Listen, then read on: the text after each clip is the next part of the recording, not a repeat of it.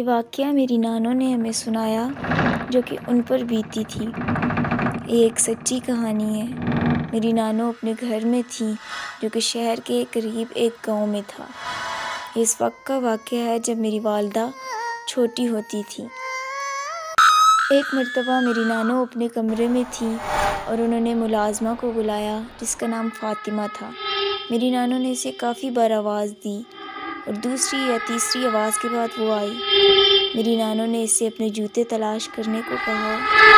چند منٹوں کے بعد فاطمہ واپس آئی، جوتے زمین پر رکھ دیے اور کچھ بولے بغیر چلی گئی۔ میری نانوں نے اس سے جواب نہ دینے پر حیرت محسوس کی، پھر بلایا، اس نے کندھے اچکا دیے۔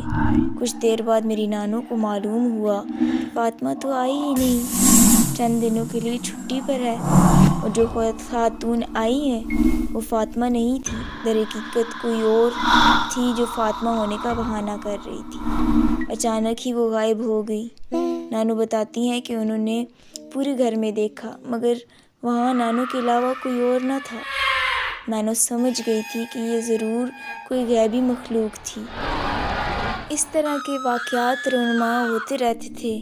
بتایا جاتا ہے کہ وہ گھر بہت پرانا تھا تو یہی سنا تھا کہ وہاں جنات کا سایہ ہے۔ اس گھر میں جو مجھ پر بیتی تھی آپ کے پیش نظر کر رہی ہوں، یہ غالباً اس وقت ہوا جب میں 6 یا 7 سال کی تھی۔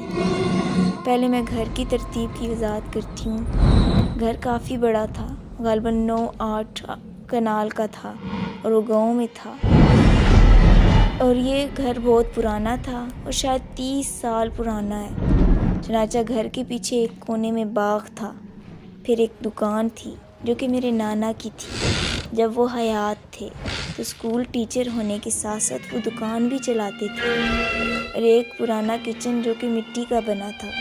اس کے بعد ایک کھلا صحن تھا جس میں کپڑے دھونے کا انتظام تھا۔ یہ سب کچھ باہر تھا اور گھنے درخت بھی تھے۔ رات کا وقت تھا، غالباً 11 بجے سے 12 بجے تک کا ہوگا۔ میری ماں اور خالہ ایک ساتھ چل رہے تھے اور میں الگ کچن کے ساتھ چل رہی تھی۔ کچن کے باہر ایک چھوٹا سا بلب تھا۔ میں صحن کی طرف چل رہی تھی کہ مجھے یوں محسوس ہوا جیسے کوئی میرے قریب سے تیزی سے گزرا ہو اور مجھے چھونا چاہ رہا ہو۔ میں نے محسوس کیا کہ کسی چیز کا سایہ بھی میرے پاس ہے، میرے ساتھ ہے۔ مڑ کر دیکھا مگر ادھر ادھر کوئی بھی مجھے نظر نہ آیا۔ میں گھبرا گئی۔ اچانک میں نے درخت کے نیچے لمبی پتلی سیاہ شکل والے کسی شخص کو دیکھا۔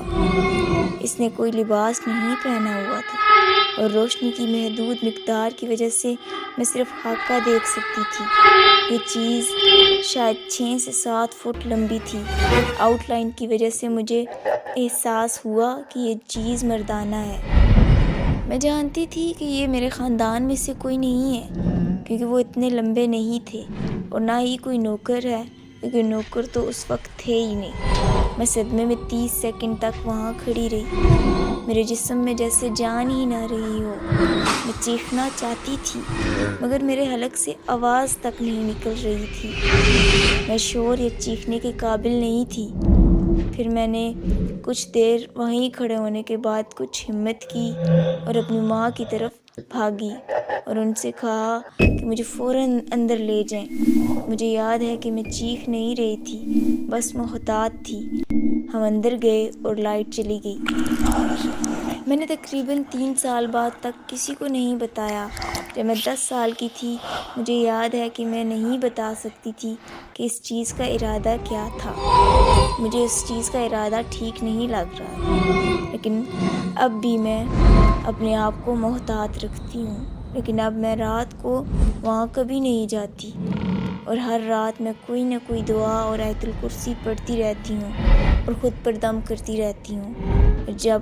اور جب رات کو کبھی کہیں بھی جاؤں تو میں کسی نہ کسی کو اپنے ساتھ ضرور لے کے جاتی ہوں۔ یہ تھی میری چھوٹی سی داستان جو میں نے آپ کے پیش نظر کی۔ میری کہانی سننے کے لیے آپ کا شکریہ۔